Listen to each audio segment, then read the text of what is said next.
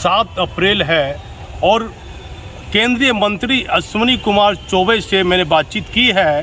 क्या बिहार में अगला मुख्यमंत्री कौन होगा, इस सवाल पर उन्होंने क्या जवाब दिया। और भागलपुर में विस्फोट में जो 15 लोग मरे हैं और उनको मुआवजे की राशि नहीं मिली, इस मामले में क्या कहा। और जहरीली शराब के मामले में क्या कहा। और जो दिया जल रहा है इसके लिए एक बड़ा रिकॉर्ड भी बन रहा है। उस कार्यक्रम के लिए माननीय केंद्रीय मंत्री यहाँ भागलपुर पहुँचे हैं, उस मामले में इन्होंने क्या कहा। और जो हवाई जहाज उड़ने को लेकर लगातार यहाँ धरना दिया जा रहा था एक समिति के द्वारा, और इससे पहले वो मंत्री से बात भी किए हैं। कई गंभीर मामले का खुलासा केंद्रीय मंत्री अश्विनी चौबे ने किया है। पुलिस मुख्यालय से लेकर बिहार के माननीय मुख्यमंत्री नीतीश कुमार, यदि आप मेरा चैनल देख रहे हैं और बिहार और भागलपुर की जनता के लिए ये खबर बड़ी महत्वपूर्ण है। आप पूरा इंटरव्यू माननीय केंद्रीय मंत्री अश्विनी चौबे का देखिए, जो हमसे एक खास बातचीत हमारे चैनल से हुई है और पूरी विस्तार से कई मामलों का खुलासा केंद्रीय मंत्री ने किया है कि आखिर कौन कौन पुलिस अधिकारी दोषी हैं, विस्फोट के मामले में, जहरीली शराब के मामले में कौन लोग दोषी हैं, और किस तरह पहली बार जब शराबबंदी का मामला भागलपुर के परबत्ती में एक महिलाओं ने उठाया था तो कैसे माननीय मंत्री ने उसका लोगों को समर्थन दिया था और ये बात बिहार के मुख्यमंत्री नीतीश कुमार तक पहुँचाई थी। कई अहम खुलासे अश्विनी चौबे केंद्रीय मंत्री ने किए हैं। आप देखिए हमारा वो पूरा महत्वपूर्ण इंटरव्यू, आपको कई सनसनी खुलासे और आपको जानकारी देगा। मैं भागलपुर से दीपक नौरंगी। केंद्रीय मंत्री है अश्विनी कुमार चौबे जी, मैं इनसे बात करता हूं। और भागलपुर में इनका एक अपना वजूद है पूरे परिवार का। और देखिए जो जहां जहां समस्या होती है, जब ये सरकार में नहीं भी थे तो समस्या लगातार उठाते रहते थे और बड़े दिनों के बाद मुलाकात हुई है। बहुत सवाल पूछने के हैं, लेकिन मैं इनसे बात करता हूं क्योंकि रामनवमी का बहुत महत्वपूर्ण दिन है और शुभ काम के लिए आए हैं। शुरुआत करता हूं पहले अच्छे चीज़ों के लिए और बाबा से बात करता हूं। बाबा नमस्ते। बहुत बहुत मंगल कामना है भारतीय नववर्ष, हिंदू नववर्ष की समस्त आपके परिवार सहित समस्त भागलपुर वासी, बिहार वासी और संपूर्ण देश के लोगों को भारतीय नववर्ष का बहुत बहुत बधाई, मंगल कामना। बाबा शुरू से भागलपुर की समस्या के लिए जब आप सरकार में नहीं भी थे तो हमेशा प्रयास रहे, धरातल पर आपने काम किया। इन दिनों लगातार भागलपुर कुछ न कुछ लेकर लोगों की जान जा रही है, जैसे जहरीली शराब हो गया, विस्फोट टूट गया। तो आपसे पारिवारिक लोगों का संबंध रहा है कहीं ना कहीं भागलपुर के लोगों का। आपके परिवार से लोग उम्मीद लगाते हैं कि अश्विनी चौबे या अश्विनी चौबे के पुत्र से कुछ सहायता मिलती भी आपके परिवार से है और आप देते भी रहे हैं। तो लगातार इस तरह की जहरीली शराब से लोग मरे, होली बेरंग हुई, विस्फोट में 15 लोग मर गए, जहां आप शुरू से जाते आते रहे हैं और आज तो एक बहुत महत्वपूर्ण ओहदे पर है, 3 पावर में आप आए, मंत्री के पद पर है। क्या कहिएगा बाबा? मैंने पहले भी कहा था जिस दिन मैं आया था उनको देखने के लिए, हाँ, और वो परिवार की उस वेदना से मैं पीड़ित हूँ। जो भी घटना घटी है वो अत्यंत ही दुर्भाग्यपूर्ण है। और जिस आपदा में अगल बगल के परिवार देर रात में उनके मकान भी ध्वस्त हो गए, कई लोग मौत के शिकार हो गए, वो लोग हमारे अपने थे जिनको मैं आज से नहीं मतलब दशकों से मैं देख रहा हूँ। और उन सब लोगों ने, उन सब का जो भी प्रयास हमारे लिए हुआ है मैं कभी भूल नहीं सकता। और इसलिए मैंने उसी दिन जिलाधिकारी के सारे पदाधिकारियों से यहाँ बात की, उनके सामने दूरभाष से चीफ सेक्रेटरी को बात की, मुख्यमंत्री के यहाँ खबर किया और यहाँ सबके पदाधिकारियों के साथ बातचीत करके उनका जो तुरंत कोई सॉल्यूशन हो सकता था, हल्का मलबा हटाने का, किवाड़ खोलने का, जो भी जिसमें उसकी रोजी रोटी चल सकता था, वो काम भी हुआ। और बाद में होली का पर्व था, मैंने ये भी कहा कि आपदा में इनको राहत अवश्य मिलना चाहिए। या इन लोगों का FIR में भी कोई नाम नहीं है, नहीं। ये तो घटना कहीं और किया किसी ने और मकान टूटा बगल अगल वाले का, उनका क्या दोष है? उसके साथ तो आपदा हुआ। इसलिए आपदा कोड में मैंने चीफ सेक्रेटरी को भी उस दिन कहा था कि आपदा कोड में कुछ आपको रूल्स रेगुलेशन में कुछ चेंज करना पड़े तो बिहार सरकार को करने का वो अधिकार है, किसी भी सरकार को। वो आपदा कोड का एक अलग नियम है और आपदा कोड में आप ये अपने रूल्स में डाल सकते हैं। जैसे बाढ़ आया तो बाढ़ में सारे मकान क्षतिग्रस्त हो जाते हैं, आग लग जाती है, तो ये तो आपदा है। आपदा, बम हुआ, किसी के यहाँ विस्फोट हुआ, उसके धमाके से बगल अगल के मकान उड़ गए, लोग मृत्यु के शिकार हो गए, तो उनका क्या, और वो भी गरीब है, अत्यंत ही निर्धन, खाने पीने के लिए मुहताज है, आज तक दूसरे के घर में रह रहे। तो यहाँ के कई लोगों ने उन्हें हर तरह से जो है प्यार दिया, सहयोग किया, जो भी खाने पीने की व्यवस्था किया।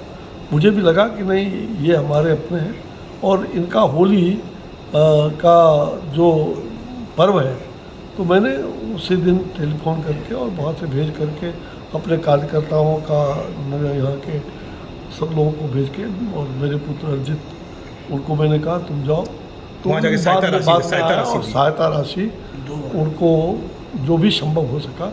मैंने सभी परिवारों को, जो लोग जिनके यहाँ मौत हो गए, जिनके मकान ध्वस्त हो गए थे, खास करके उस बम कांड से अगल बगल के मकानों का, जिसका कोई दोष नहीं था, ऐसे निर्दोष लोगों को उनको जो भी संभव हो सका मैंने सहायता किया है।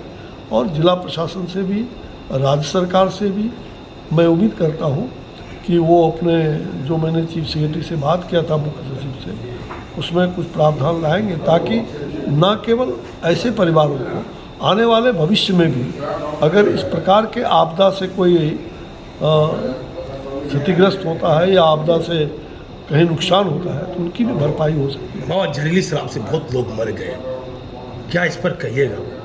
देखो, ये शराबबंदी है बिहार में, ये खुशी की बात है सब लोगों के लिए। कितने परिवार को मैंने बर्बाद होते देखा है।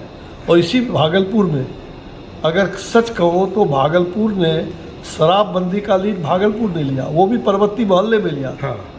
और आप जानते हो अच्छी तरह कि किस प्रकार से परबत्ती की माता बहन अपने पति से, अपने परिवार के अन्य सदस्यों से, जो शराब पी करके आए दिन मारपीट करते थे परिवार के साथ, उन महिलाओं ने आवाज़ उठाई। और हिंदुस्तान के अंदर पहली आवाज़ में उस रूप में, सामूहिक रूप से, हजारों की संख्या में कई दिनों तक, और मैं बिहार सरकार में मंत्री था, मैंने उस आंदोलन को बल भी प्रदान किया।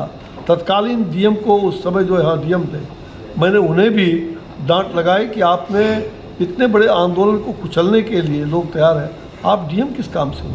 आप उनका, आप महिला हो, उस समय डीएम महिला थी यहाँ पर। मैंने कहा, हाँ, मुझे ध्यान नहीं है नाम, लेकिन मैंने, और वो फिर वो उन्होंने हर संभव अपने मदद किया था, और बिहार सरकार ने भी। और वो आंदोलन मुझे लगता है कि इतिहास बन गया था। और उस आंदोलन को मैंने स्वयं बिहार के मुख्यमंत्री जी जो अभी भी है, उनको मैंने उस समय कहा था कि मैं ये कैबिनेट की मीटिंग को से मुक्ति लेकर के मैं उस आंदोलन में भाग लेने यहाँ आया था, एज मिनिस्टर में आया था। अब देखिए, मैं बड़ी बात का खुलासा कर दिया है केंद्रीय मंत्री ने कि जब बिहार में शराबबंदी नहीं हुई थी तो परबत्ती एक भागलपुर मोहल्ला है जहां लोग, कई महिला शराब का विरोध की थी। और कोई नेता, आप मानिए तो, जो अभी लोग कह रहे हैं कि शराबबंदी होनी चाहिए, अश्विनी चौबे सबसे पहले ऐसे नेता है जो बड़े महत्वपूर्ण पद पर है। और यहाँ लोगों को उम्मीद रहती है, किसी के घर में कोई मातम मचता है, कोई घटनाएं घटती है, तो कोई आदमी जाए या नहीं जाए, कोई व्यक्ति जाए नहीं जाए, अश्विनी चौबे, उनका परिवार दुख प्रकट करने के लिए दुख की घड़ी में उनके साथ खड़ा रहता है। बाबा, काफ़ी लोग मर गए, प्रशासनिक अधिकारी की चूक मानते या नहीं मानते? शराब कहाँ से आ रही है, बारूद कहाँ से आ रहा है? देखो, ये कहीं न कहीं जो लचर पचर कहीं व्यवस्था में कमी रहती है, त्रुटि रहती है, उसके परिणाम स्वरूप कई बड़ी बड़ी घटनाएं भी घट जाती हैं।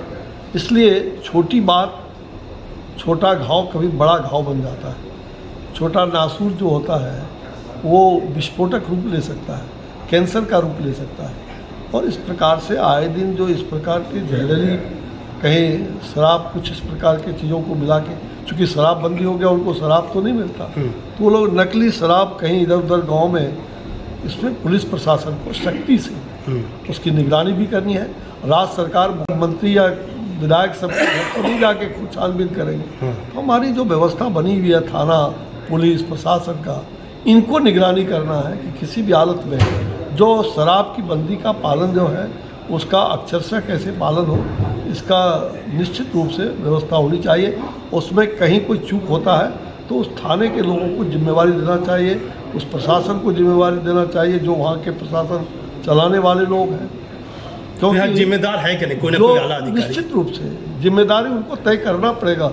और सरकार ने जिम्मेदारी भी तय किया है। अभी मैंने देखा कि मुख्यमंत्री जी और बिहार सरकार ने कुछ इस प्रकार की जिम्मेदारी भी तय किया है।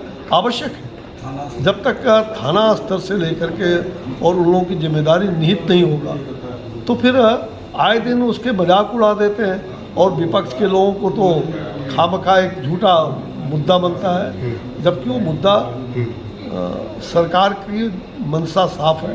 हमारी एनडीए सरकार की जो मंशा है वो साफ है और हम चाहते हैं बिहार में जो ये हुआ है शराब की बंदी, इससे कई लोगों को बहुत बड़ा लाभ हुआ। हाँ, मेरे पास एक आदेश की कॉपी है, पुलिस मुख्यालय से आदेश आया था होली से पहले कि आप देखिए कोई शराब बिके नहीं, कोई शराब बेचे नहीं। तो पुलिस को देखना चाहिए था कि होली का महत्वपूर्ण पर्व है, शराब पाए नहीं, शराब माफिया एक्टिव नहीं हो, तो कहीं ना कहीं लापरवाही आपको लगती है? नहीं, देखिए काफ़ी पुलिस प्रशासन ने भी कड़की किया है, राज्य सरकार ने, जिला प्रशासन, सभी जगहों पर। हाँ, लेकिन कुछ लोग होते हैं जो एकाध गलती के कारण कहीं पर, हम पूरे समाज, पूरे प्रशासन को नहीं पूरे सरकार को दोषी नहीं ठहरा सकते और पूरे पुलिस प्रशासन को दोषी नहीं ठहरा सकते। सर, अगर कहीं एकाध छिटपुट घटना घट जाती है, वहाँ के एकाध पदाधिकारी की गड़बड़ी से, एकाध पुलिसकर्मी के निगरानी ठीक से नहीं करने के कारण, प्रशासनिक तंत्र का जो कई बार जो उसके कारण जो फेल्योर की बात वो कहने लगते हैं, तो यही कारण होता है। इसलिए एक छोटा स्थान भी हो, छोटी जगह भी हो, वहाँ के जो कर्तव्यनिष्ठ पदाधिकारी या कर्मी हैं उनको अपने क्षेत्र की निगरानी रखनी चाहिए। अगर वो निगरानी रखेंगे तो पूरा राज्य ठीक रहेगा, पूरा देश ठीक रहेगा। बारूद की जहाँ घटना घटी, इससे पहले भी 2 बार घटना घटी थी, पुलिस को क्या जानकारी नहीं थी कि वहाँ लगातार कारोबार? मैंने ये सवाल उस समय भी सार्वजनिक रूप से कहा था। हाँ, और मैंने उस समय भी एसपी और पुलिस प्रशासन को मैंने कहा था कि भाई इस पर क्या कार्रवाई हुआ। इन्होंने ठीक है कि वहाँ सस्पेंड भी किया है, जो भी दोषी पुलिसकर्मी उनको ध्यान में आया उनको उन्होंने सस्पेंड किया प्रथम दृष्टया।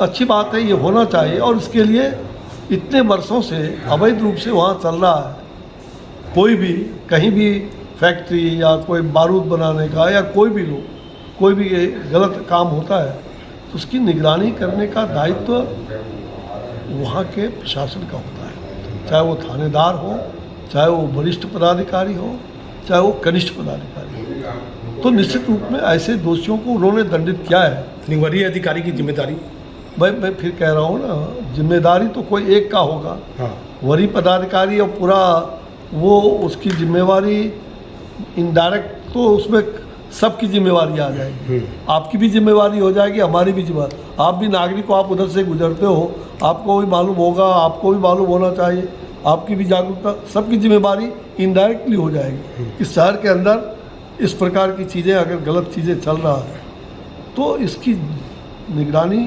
जहाँ जनता के तरफ से, जनता तो बेचारी है, वो जानती भी, जानने के बाद भी वो कोई बात अगर करेगा तो फिर उसको उसका भुगतना पड़ता है। लेकिन जिस प्रशासन की कमी से ये हुआ, उस दोषी को दंडित किया गया। और मैं बार बार कहा, मैंने पहले भी कहा कि मैंने 2 घटनाएं उसी मकान में पहले हो चुका है। हाँ, मैं स्वयं उस समय विधायक भी था, मंत्री भी बाद में बना, और मैंने उस समय ही आतिशबाजी बंद करने के लिए अपील किया था, आग्रह किया था।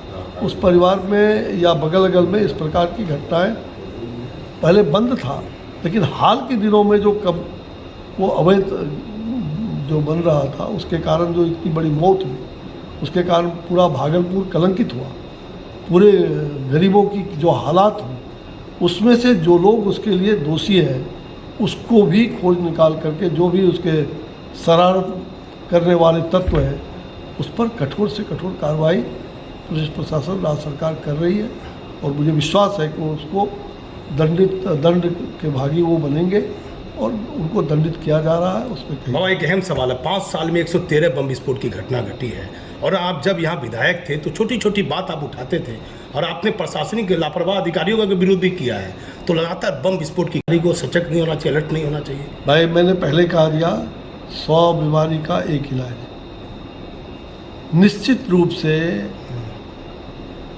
प्रशासन के लोगों को अपना कर्तव्यनिष्ठ होकर के अपनी जिम्मेवारी को समझना हो। बाबा दुख का घड़ी है, वो होली में बेरंग हो गया, कैसा आपको तकलीफ पहुंची होगी? जहाँ पर लड़का भी गया था, आप भी गए होंगे और आपसे भागलपुर के लोग जुड़े हुए हैं। तो मुझे तकलीफ तो पहुंचा ही। हाँ। मेरे अपनों को जब कोई तरह का वो दुर्घटना का शिकार हो गया, अपने लोग थे जिन्होंने हमारे लिए भी खून पसीना बहाया है, तो मैं कैसे उसके लिए चुप बैठ सकता था? जो भी प्रयास है, अभी भी प्रयास चल रहा है सरकार के स्तर पर, कुछ मुआवजा राशि और जहाँ तक मुआवजा के लिए जो भी प्रयास है सरकार के स्तर पर, मैंने उस बात को गंभीरता से बताया है और मुख्य सचिव जी को भी, राज्य सरकार को भी पूरी तरह से, और मुझे जो व्यक्तिगत रूप से जो हमको संभव हुआ वो हमने पूरे परिवार के लिए, पीड़ित परिवार के लिए मैंने होली के अवसर पर उन लोगों को। तो मेरा एक अंतिम सवाल रहेगा, एक अंतिम सवाल बाबा, पहचान लिए मुख्यमंत्री बनने की बात चल रही है, नीतीश कुमार केंद्र जाने की बात चल रही है, चर्चा है राजनीतिक गलियारों में, बड़े बड़े सोशल मीडिया पर भी आया है। तो अश्विनी चौबे भी एक बड़ा नाम है, बड़ा कुछ किया है आपने बीजेपी के लिए, बड़ा त्याग भी किया है आपने। ऐसा है, ऐसी कोई बात नहीं है। बिहार में अभी मुख्यमंत्री की कोई वैकेंसी नहीं है।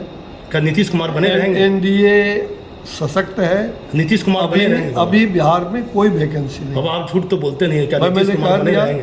तो अभी हैं तो बने रहेंगे, बने हैं आगे भविष्य और जब तक वो चाहेंगे, एनडीए की सरकार जब तक चाहेगी तब तक वो रहेंगे। क्या बीजेपी का भी कोई मुख्यमंत्री बन सकता है या नहीं? भाई क्यों नहीं बन सकता? भविष्य में कोई भी बन सकता है, आप भी बन सकते हो। आप बन सकते हैं बाबा कि अरे नहीं? आप भी बन सकते हो। आप मंत्री हैं, भाई विधायक मैं हैं, कह रहा MP हूँ, आप हैं। पत्रकार हो, आप मुख्यमंत्री बन सकते हो। हाँ। लिख लो, हम जो कोई बन सकता है। लेकिन ऐसी कौन बात देखा चल है रही है। किसके रेखा में क्या लिखा हुआ है? कौन देखा है? हाँ? हाँ। कोई बन सकता है। लेकिन क्या लगता है ये जो बात चर्चाएं आ रही है लगातार अखबार ऐसी कोई बात नहीं, अभी फिलहाल ऐसी कोई बात नहीं है। हाँ। ये केवल नित्यानंद राय जी का नाम भी चल रहा है। प्रेस में 10 तरह की चर्चा, झूठ। अब भाई कभी कभी आपका दुकान चलना चाहिए ना। हाँ। दुकान चलाने के लिए लोग ये सब तो सच क्या है? सच बता दीजिए ना, कोई बात नहीं। मैं कहा ना कि सच कुछ नहीं है, सच यही है जो आप देख रहे हैं। हाँ।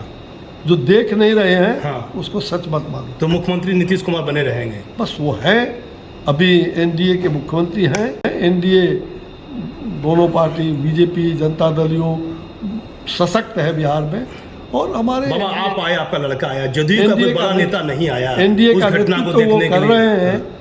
तो आज एनडीए की सरकार का नेतृत्व वो नीतीश जी कर रहे हैं, श्री नीतीश कुमार हैं। अब जब एनडीए चाहेगी, दोनों मिल करके वो अपना बदलना चाहेंगे, अपना पद त्याग करना चाहेंगे, फिर दूसरा कोई बनेगा। ऐसी क्या बात है? बाबा काजबली चक में आप भी गए, आपके पुत्र भी गए, पीड़ित परिवार से मिले भी, सहयोग राशि भी दी। क्या नीतीश के कोई बड़े नेता नहीं आए? जदयू का कोई बड़ा नेता नहीं आया? ऐसा नहीं, सब लोग आते हैं। अब मन के अंदर जिनको अच्छी भावना है जरूर आते दिया हैं। जलाया जा रहा है, चलिए अच्छी चीज बता दीजिए। रामनवमी को बस। लेकर उसमें आए हैं, उस पर कुछ बस बताइए। मैं आज जिस शुभ काम के लिए आया हूँ, हाँ। मतलब पार्लियामेंट से चलते हुए मैंने यहाँ हाँ। आज का कार्यक्रम को महत्वपूर्ण मानते हुए हाँ। कि हमारे घर में भगवान श्री राम आए और यहाँ के कलाकारों ने, बाहर के लोग, उनकी शुभकामना से जो ये लाखों 5 लाख जो बताया गया, दीपक जो रंगीन कलर उसको करके और दीप अपने कला से भगवान श्री राम की जो कला, वो हजारों 8,000 वर्ग फीट में जो मजाक आर्ट ना, उसमें उन्होंने जो उसका चित्रांकन किया है भगवान श्री राम का दीपक के द्वारा, ये अद्भुत है। और ये पूरी दुनिया में हम कह सकते हैं कि आज ये विश्व रिकॉर्ड भागलपुर में बनने जा रहा है। और हाँ, वो टीम भी आई है जो लोग इसको मतलब सम्मानित करेंगे और रिकॉर्ड के लिए भेजेंगे। तो मुझे खुशी है कि यहाँ के कार्यकर्ताओं ने बहुत सहयोग किया और कलाकारों को मैं धन्यवाद देता हूँ। और विशेष रूप से जिनके मन में ये विचार आया, भगवान श्री राम, आज कई दिनों से मेला लगा हुआ है उस लाजपत पार्क में।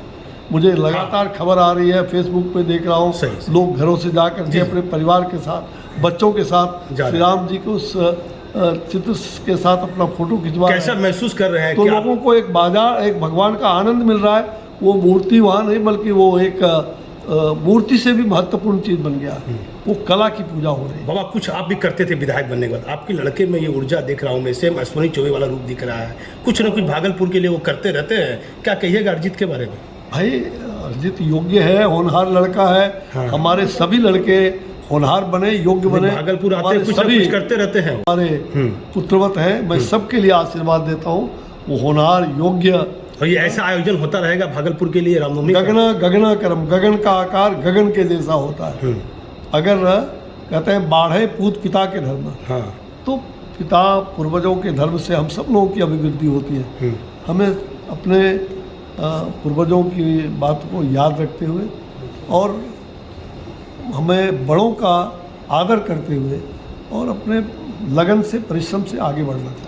अब भागलपुर की आम जनता को किसी को कष्ट हो, दुख हो, क्या लोग आपसे मिल सकते हैं, क्या नहीं मिल सकते हैं? खाली अंतिम सवाल। हाँ, किसी को दुख हो, कोई तकलीफ हो, क्या अभी भी आपसे मिल सकते हैं? आपसे मैं तो यहाँ आता हूँ तो दिन भर में अगर 4 घंटा रहता हूँ, 2 आधा से अधिक समय तो मैं दुखी। हवाई जहाज उड़ाने वाली बात जो वहाँ आप बात कर रहे थे, सोशल मीडिया पर भी आपने लगाया है, पोस्ट किया है। हवाई जहाज तो मैंने कहा ना कि हवाई जहाज के लिए यहाँ लोग, मैंने कहा कि जन अभियान चला रहे हैं। हाँ। इसको अभियान को जरूर जारी रखना चाहिए। और मैंने जो सबसे पहले आपने कोशिश की थी छोटा प्लेन उड़े, जो मंत्री है, मैंने उनसे भी बातचीत किया। इसके पहले भी मैंने उड़ान योजना में प्रधानमंत्री जी का जो एक बहुत महत्वपूर्ण योजना है, हाँ, उसमें भागलपुर को उसमें डलवाया है। और भागलपुर उड़ान योजना के अंतर्गत है। अब तकनीकी दृष्टिकोण से जो भी बातें हैं, कल भी मैंने यहाँ के प्रतिनिधिमंडल के लोग गए थे, यहाँ के सोनू जी और कमल जी, सारे सामाजिक कार्यकर्ता, और हमने बजाबते वहाँ बुला के पदाधिकारियों के साथ भी बात किया। मैंने मंत्री जी को भी पहले कहा कि भाई हमारे लोग आ रहे हैं, मैं दूसरे कार्यक्रम में, प्रधानमंत्री जी के कार्यक्रम में मैं रहूँगा, इसलिए इन लोगों से मिल करके इनकी बातों को सुन लीजिए। ये बात ज़रूर है कि जो मैं कहता हूँ वही बात वो भी कहेंगे, क्योंकि वही बात ही है। और उन्होंने आश्वस्त किया, केंद्र सरकार पूरी तरह से उड़ान योजना में अपना हर सहयोग देने के लिए तैयार है। 4 बार बीड हुआ, बीड में कोई नहीं आ पाए तकनीकी कारणों से। मैंने स्वयं यहाँ पर एक बार 2019 में ना, हाँ, 2019 या 20 में, 19 में, हाँ, 2 बार आया। हाँ, 2 बार यहाँ लैंडिंग कर, छोटा फ्लाइट के लिए उन्होंने 2-2 दिन पटना में इंतजार किया। मैंने हिमालय और कुछ एक और एजेंसी है, तो अर्जित जो बेटा है उसने बातचीत किया था। और फिर मेरे ऑफिस में वो मीटिंग हुई और पुरी साहब से भी, जो उस समय प्रधानमंत्री थे, उन्होंने कहा कि अब इसको करने के लिए तैयार है। वो लोग 2 दिन पटना में आके रुके भी, लाखों रुपया उन्होंने अपना खर्च किया। यहाँ संजोग से रनवे बन रहा था और वो नहीं हो पाया उस समय।